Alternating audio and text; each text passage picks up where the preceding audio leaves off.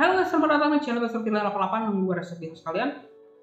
Akhirnya ya, kembali lagi gue bisa membawakan Villain Racing update untuk di tahun 2022 ini. Dan memang sebelumnya gue harus absen di 1 bulan terakhir ini ya, karena ada beberapa hal yang gue harus kerjakan dan juga gue sedang mempersiapkan format-format baru untuk channel Mr. Villain 88 ini, sehingga gue bisa memberikan kalian update-update seputar dunia pro wrestling dengan lebih baik gitu guys ya. Ya, dan akhirnya kita kembali lagi di Villain Racing update perdana untuk di tahun 2022 ini. Dan untuk membawakan edisi perdana Villain Racing update di tahun ini, gua ingin memberikan suatu hal yang agak berbeda ya dibandingkan biasanya, yang dimana gua akan memberikan beberapa hal yang menarik yang terjadi di 1 minggu pertama selama tahun 2022 ini ya di dunia pro wrestling. Karena kita ketahui di 1 minggu pertama dari dunia pro wrestling, berbagai promotion baik itu WWE, AEW, New Japan Pro Wrestling dan promotion lainnya menggelar beberapa event besar mereka, yang gue rasa banyak hal yang menarik yang bisa gue sampaikan selama 1 minggu pertama untuk tahun 2022 ini. Dan gue akan mulai saja ya dengan apa yang terjadi di tanggal 1 Januari, dimana seperti yang kita ketahui di tanggal 1 Januari kemarin, WWE baru saja menggelar sebuah pay-per-view terbaru mereka yang bernama The Day One, yang dimana pay-per-view tersebut memang dikhususkan untuk menselebrasikan tahun baru begitu guys ya. Dan walaupun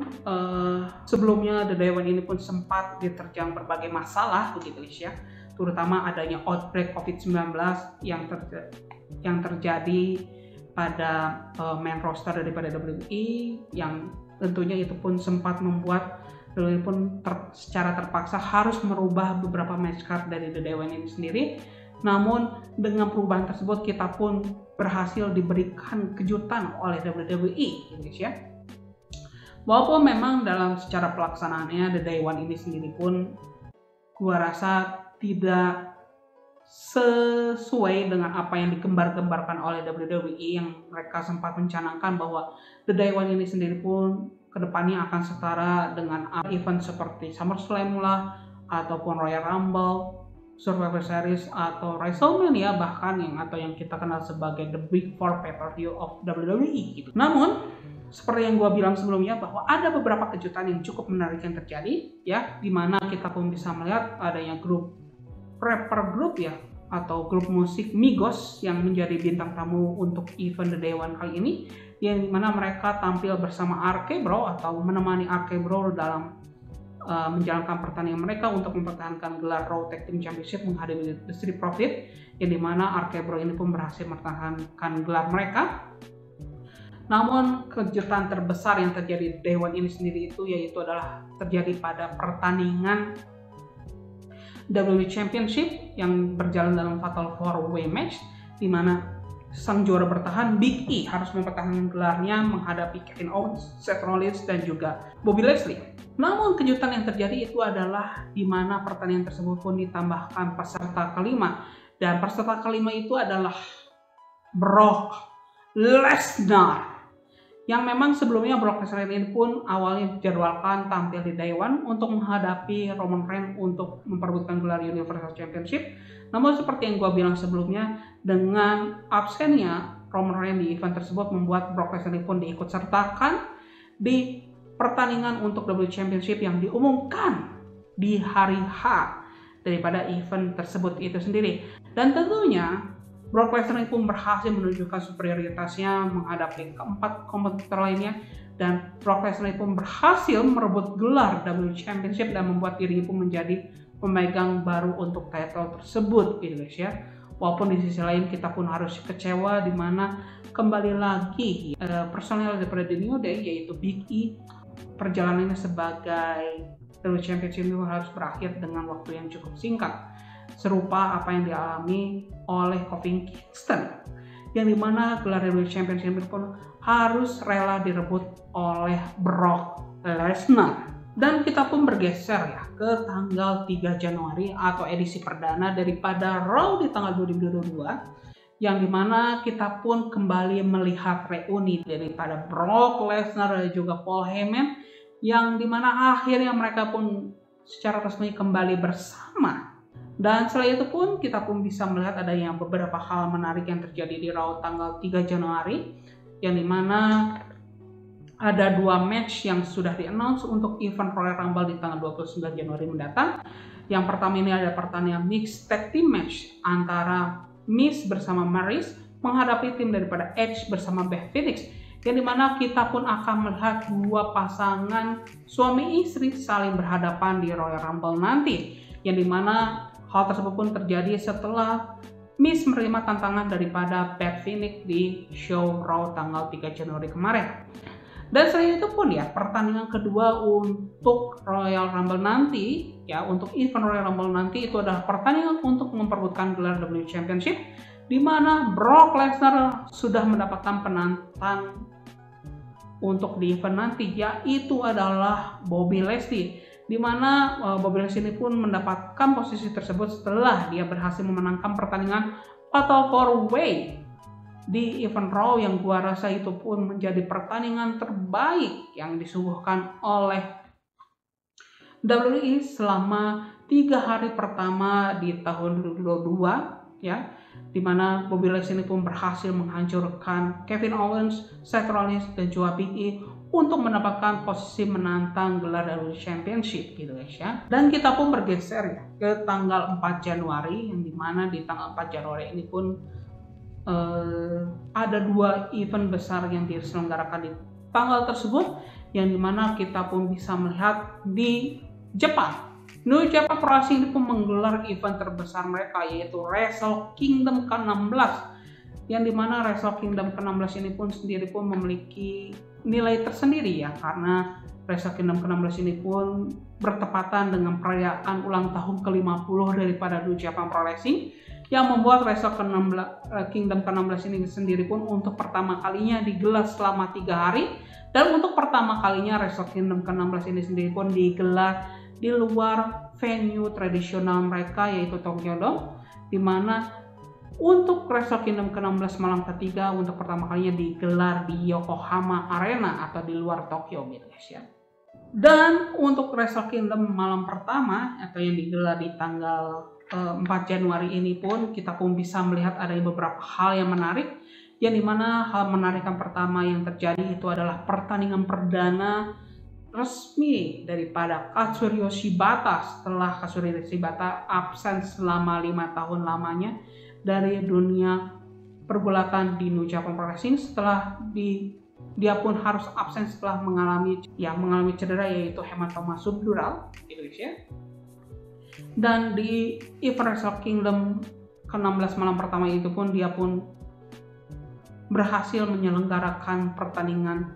official pertamanya gitu guys ya, dimana dia pun menghadapi Ren Narita, atau gua bisa bilang pertandingan antara keduanya itu adalah pertandingan antara mentor menghadapi murid, dimana Katsuyori Shibata ini pun berhasil keluar sebagai pemenangnya, dan ini pun menjadi comeback dia setelah absen selama 5 tahun. Dan setelah itu pun yang menjadi headline daripada Wrestle Kingdom malam pertama itulah pertandingan untuk memperebutkan gelar IWGP World Heavyweight Championship, di mana sang juara bertahan Shingo Takagi menghadapi Kazuchika Okada, yang mana di pertandingan tersebut Okada berhasil merebut gelar dari tangan Shingo Takagi, yang membuat Okada ini pun menjadi orang keempat yang berhasil memenangkan gelar IWGP World Heavyweight Championship. Nah, atau apabila kita melihatnya secara kumulatif, maka Okada ini pun berhasil memenangkan world title untuk ke-6 kalinya dari New Japan Pro Wrestling. Dan kita pun melihat dari WWE, di mana di tanggal 4 Januari kemarin WWE atau khususnya NXT mereka baru saja menggelar special event, yaitu New Year Evil, yang dimana gua bisa bilang bahwa New Year Evil ini sendiri pun menjadi akhir sebenarnya dari generasi lama dari NXT atau The Black and Gold brand, dan ini pun menjadi awal sebenarnya daripada NXT 2.0 itu sendiri, dimana kita pun bisa melihat 2 penggulat yang mewakili generasi lama daripada NXT harus kehilangan titlenya di New Year Evil kemarin, yang dimana ada Roderick Strong yang harus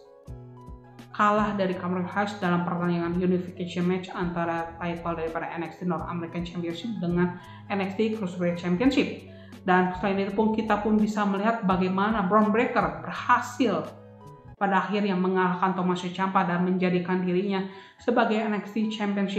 Champions yang baru, dan ini pun membuat Bron Breakker menjadi wajah baru daripada NXT Indonesia. Namun akhir daripada generasi lama daripada NXT tidak hanya berhenti di event New Year Evil kemarin, karena di tanggal 5 Januarinya kita pun bisa melihat atau kita pun harus mendengar berita yang tidak mengenakan, karena setidaknya itu ada 13 staff dan juga in-ring talent daripada NXT dan juga WWE Performance yang harus dipecat oleh WWE, dan ini pun menjadi gelombang pemecatan massal pertama yang dilakukan oleh WWE untuk tahun 2022 ini, dimana seperti yang kita ketahui ke-13 orang yang dipecat oleh WWE kali ini sebagian besar itu adalah orang-orang yang bertanggung jawab akan daripada brand NXT generasi lama, atau yang gua bisa bilang di bawah arahan daripada Triple H, di mana nama-nama tersebut itu diantaranya ada nama William Regal yang kita kenal sebagai general manager daripada NXT generasi lama, dan lalu ada nama Road Dogg ya yang merupakan bagian daripada DX yang atau kini kita kenal sebagai salah satu produser daripada brand NXT. Lalu ada nama Gabe Sapolsky ya yang juga merupakan staff daripada NXT atau juga founder daripada Evolve Wrestling, yang dimana kalian perlu ketahui bahwa Evolve Wrestling ini sendiri pun merupakan promotion yang bertanggung jawab untuk memperkenalkan bintang-bintang yang dimiliki oleh NXT, dimulai dari nama Johnny Gargano, Tommaso Ciampa, Matt Riddle, Keith Lee, dan masih banyak nama lainnya gitu ya. Selain itu kita pun bisa melihat ada beberapa nama in-ring talent yang juga dipecat dalam gelombang pemecatan di tanggal 5 Januari kemarin. Itu ada nama Samoa Joe yang pada akhirnya harus dipecat untuk kali keduanya oleh WWE di kurang lebih 7 bulan terakhir gitu guys ya. Setelah sebelumnya di bulan April tahun lalu Samoa Joe pun sempat dipecat oleh WWE, namun tidak lama Triple H secara pribadi menarik kembali Samoa Joe untuk membantu dirinya membangun NXT. Namun pada akhirnya di bulan Januari ini Samoa Joe harus dipecat kembali oleh WWE. Selain itu pun ada nama Timothy Thatcher, Teddy Birch, Hideki Suzuki, Ace Steel, lalu ada nama Dave Kapoor, Scott Armstrong, George Keller, dan juga Ryan Katz yang ikut dipecat dalam gelombang pemecatan WWE kali ini gitu guys ya. Dan kita pun bisa melihat bagaimana memang WWE pun ingin menghapus jejak sebersih mungkin dari NXT generasi lama atau NXT yang memang dibentuk oleh Triple H, yang memang secara pribadi NXT yang dibuat oleh Triple H ini sendiri pun memiliki nilai emosional bagi gue itu sendiri ya, karena NXT bentukan daripada Triple H itu sendiri yang menjadi salah satu alasan mengapa gua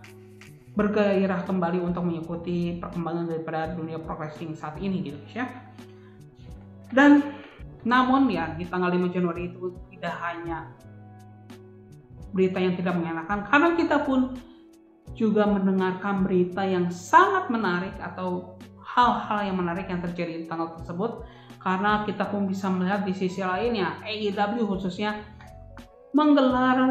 AEW Dynamite secara perdana di TBS, karena kita ketahui bahwa di tahun ini Dynamite pun harus berpindah stasiun televisi dari TNT menjadi ke TBS, dan di tanggal 5 Januari itu pun menjadi edisi perdana daripada Dynamite yang ditayangkan oleh TBS, dan match card yang disuguhkan oleh AEW untuk edisi perdana Dynamite di TBS ini pun gua rasa merupakan match card yang cukup pantas untuk dimasukkan dalam sebuah event pay-per-view daripada AEW itu sendiri, karena kita pun bisa melihat pertandingan jilid kedua daripada Hangman Page menghadapi Bryan Danielson untuk memperebutkan gelar AEW World Heavyweight Championship. Setelah di pertandingan perdana antara mereka berdua pun mereka harus menerima hasil imbang begitu guys ya di event Winter is Coming kemarin setelah melewati time limit yaitu selama 60 menit. Namun di pertandingan kali ini gua rasa pertandingan keduanya jauh lebih baik dibandingkan pertandingan mereka di Winter is Coming kemarin. Dan pada akhirnya Hangman Page ini pun berhasil mengalahkan Bryan Danielson dan memberikan kekalahan perdana daripada Bryan Danielson di AEW ya, yang dimana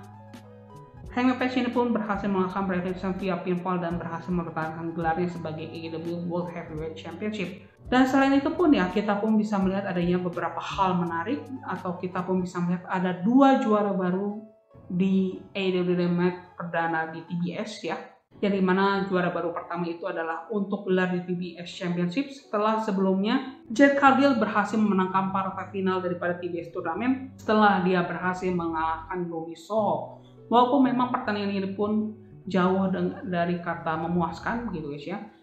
Namun kita pun bisa melihat bagaimana Jade Cargill ini pun masih menjadi sosok yang sangat amat dominan ya untuk divisi wanita daripada AEW, yang dimana tidak hanya dia pun berhasil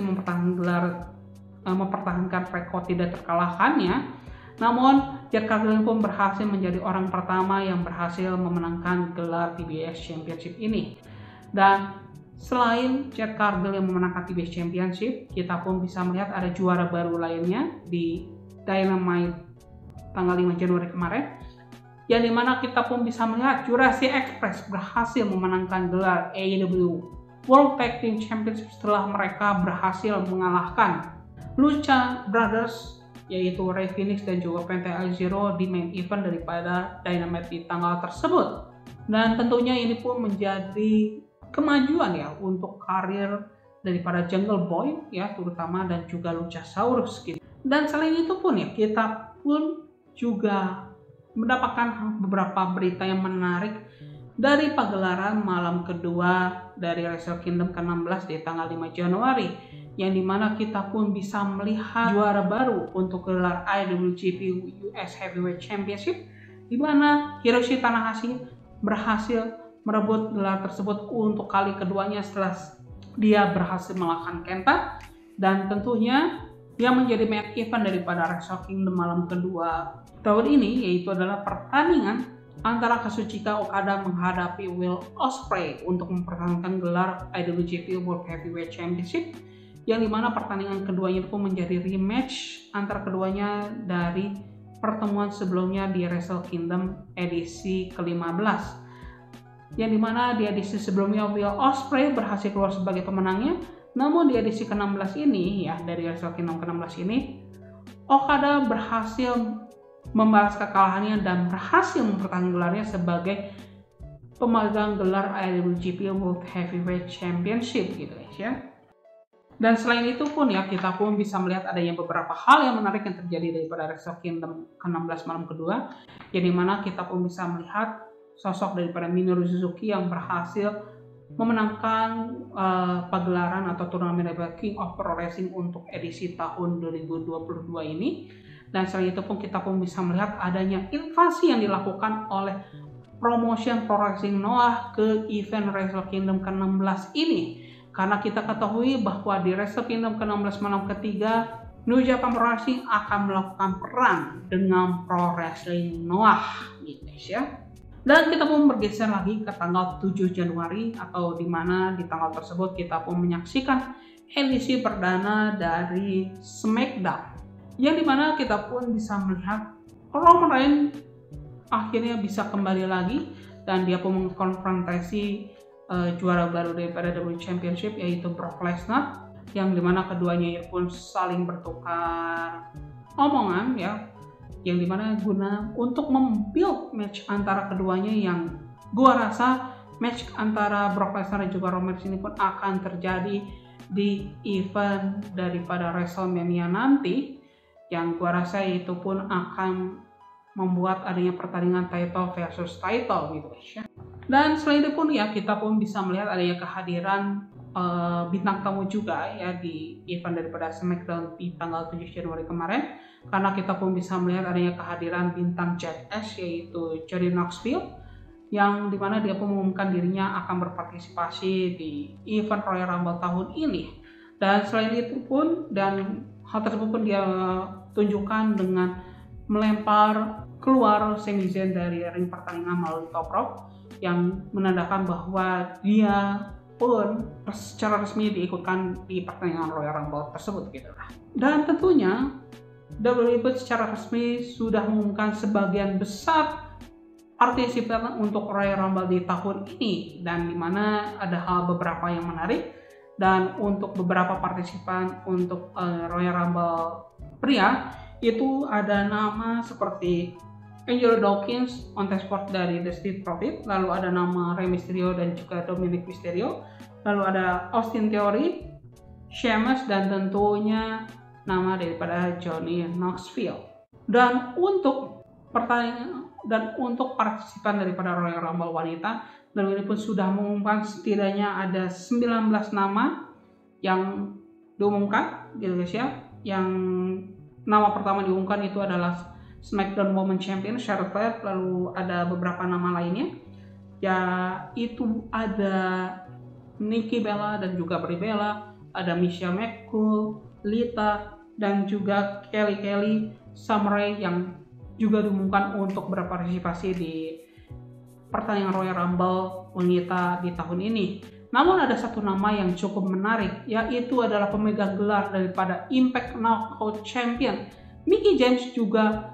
diikut sertakan atau diumumkan menjadi partisipan untuk Royal Rumble tahun ini. Yang gua rasa ini pun akan menandakan adanya kerjasama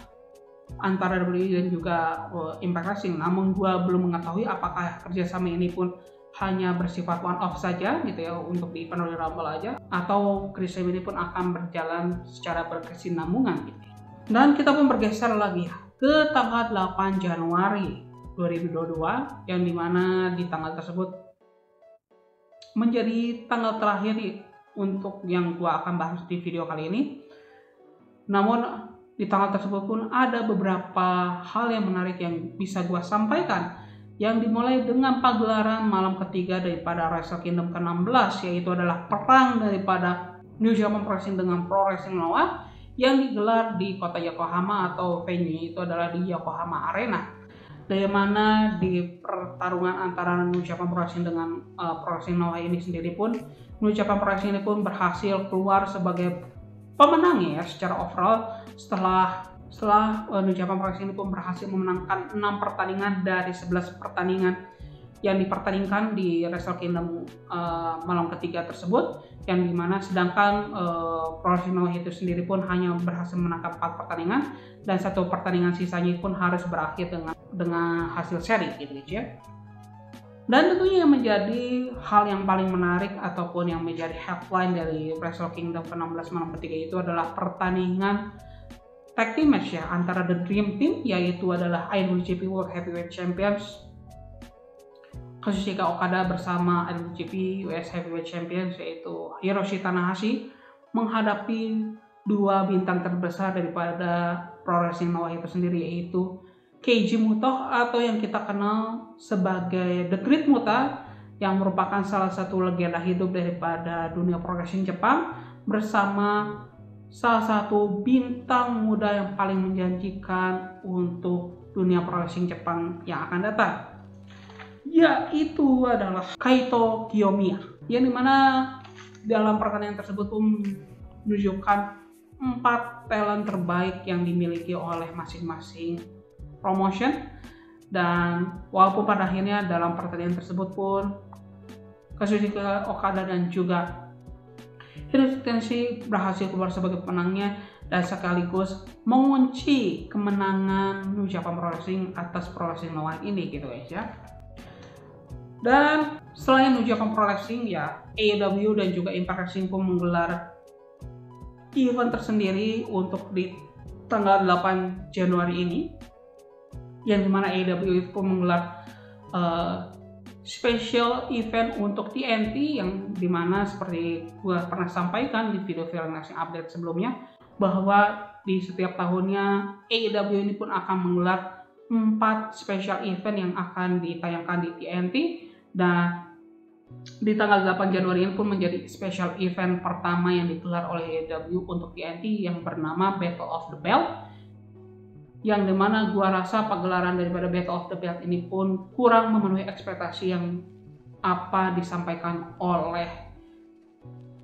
AEW selama mereka mempromosikan event tersebut. Walaupun kita pun bisa melihat adanya pertandingan cukup menghibur antara Sammy Guevara menghadapi Dustin Rhodes ya untuk menentukan interim TNT Championship. Setelah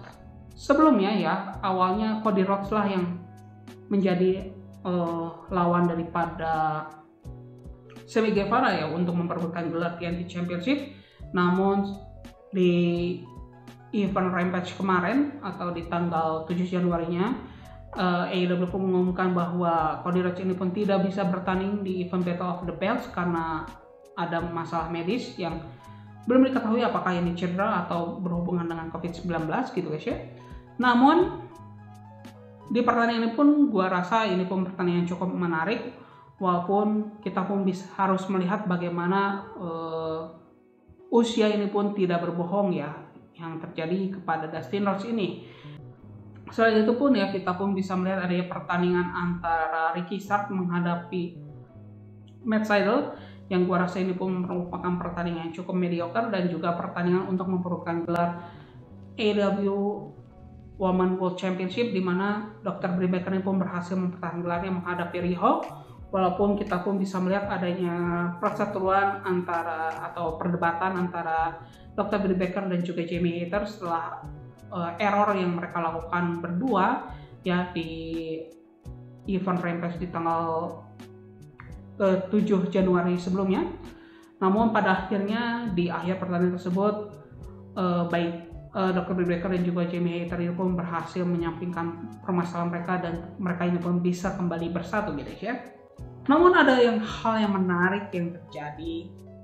yang disuguhkan dari Impact Wrestling yang dimana di tanggal tersebut di tanggal 8 Januari kemarin Impact Wrestling pun juga menggelar salah satu pay-per-view mereka yaitu Hard to Kill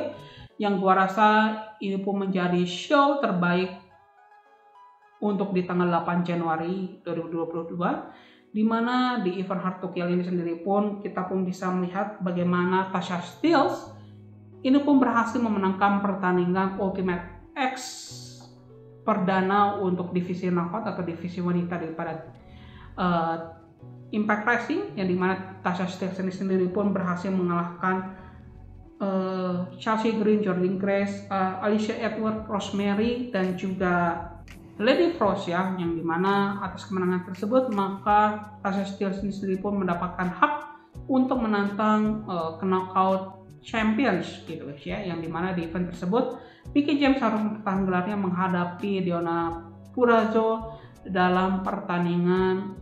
Texas Deathmatch. Dan selain itu pun kita pun bisa melihat di event Hard to Kill kemarin gitu ya, adanya pertandingan untuk memperebutkan gelar X Division Championship di mana Trey Miguel pun berhasil mempertahankan gelarnya menghadapi Steve McLean. Lalu ada pertandingan untuk memperebutkan gelar Ring of Honor World Championship di mana sang juara bertahan Jonathan Gresham berhasil mempertahankan gelarnya menghadapi